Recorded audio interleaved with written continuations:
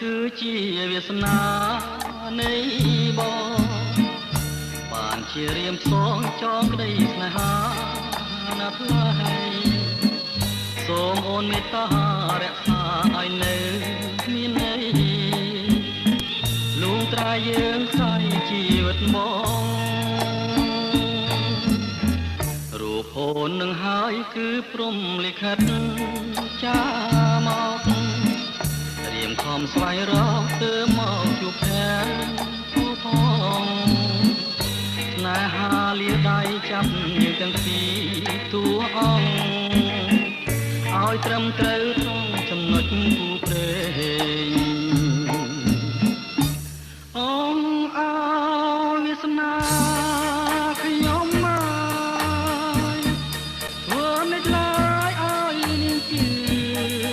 សុំស្រីមានរូបស្រស់ក្មេងគឺជាគូព្រេងពិតឥតសង្ស័យរូបអូននឹងហើយឆ្លើយត្រូវត្រង់ក្បួនហោរាពីថាអូនពិតណែបនឹកនឹងបងលោកស្រីទទួលបងទៅមិនខំទេពើមានថ្លៃ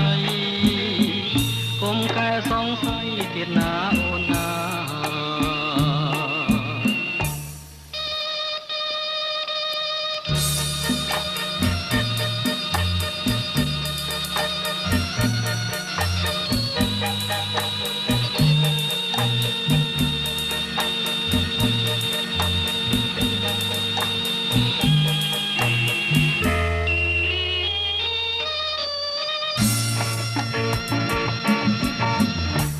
អូននឹងហើយឆ្លើយត្រូវត្រង់ក្បួន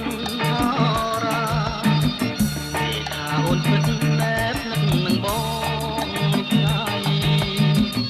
ទទួលបងទៅមិនខំទេពើមានថ្លៃកុំកែសង្ស័យទៀតណាអូនណា